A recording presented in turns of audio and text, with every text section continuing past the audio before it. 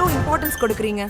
பலத்துறை வளர்ச்சி, வேலைவாய்ப்பு, தனிநபர் வருமானம், மக்களுடைய வாழ்க்கை தரம், வாங்கும் திறன், கல்வி, மருத்துவ தரம், உட்கட்டமைப்பு, சட்டம் ஒழுங்குன்னு எல்லாத்தையும் எடுத்துக்காட்டுற இண்டிகேட்டர் தான் ஜிஎஸ்டிபி. அதனால தான் இது முக்கியத்துவம் பெறுது. நாம் ஆட்சி பொறுப்புக்கு வந்தப்போ கொரோனா பெருந்தொற்று உச்சக்கட்டத்தில் இருந்துச்சு. நிதி நெருக்கடி, ஒன்றிய பாஜக அரசு நமக்கு நியாயமாக தர வேண்டிய பணத்தையும் தராமல் வஞ்சித்ததுன்னு பல பிரச்சனைகள் இருந்து வருது. இது எல்லாத்தையும் கடந்து தான் 11.19% வளர்ச்சியை அடைஞ்சிருக்கிறோம். இது எவ்வளோ பெரிய சாதனை! அதிமுக ஆட்சி காலத்தை விட இது டபுள் மடங்கு வளர்ச்சி.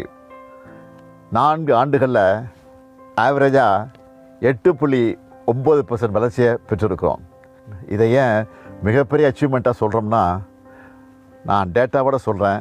கடந்த அதிமுக ஆட்சி காலத்தில் 2011-2016 காலகட்டத்தில் பொருளாதார வளர்ச்சி 6.7%. 2016-2021 காலகட்டத்தில் அது 5.2% மேலும் குறைஞ்சிடுச்சு.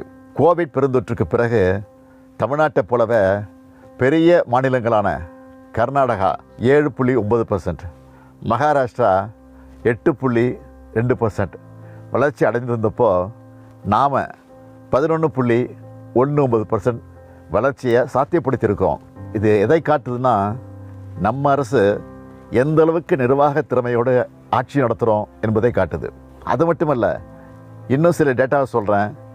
ஏற்றுமதி தயார் நிலை குறியீட்டில் 3வது இடத்திலிருந்து முதலிடத்துக்கு முன்னேறி இருக்கிறோம்.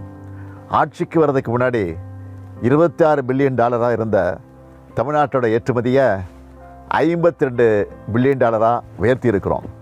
இதுலேயும் அதிமுக ஆட்சியை விட டபுள் வளர்ச்சி இன்னும் இருக்குது. வேலைவாய்ப்பில் உற்பத்தி துறையில் மட்டும் எடுத்து பார்த்திங்கன்னா 35 லட்சத்திலிருந்து 73 லட்சமாக உயர்த்தி இருக்கிறோம். இதுலேயும் டபுள் ஆகியிருக்கு. அவங்க 10 ஆண்டுகளை செய்ய முடியாததை நாம் 4 ஆண்டுகளில் செஞ்சு காட்டியிருக்கிறோம். நான் உறுதியாக சொல்கிறேன், எங்களுடைய ரெக்கார்டை நாங்களே பீட் பண்ணுவோம்.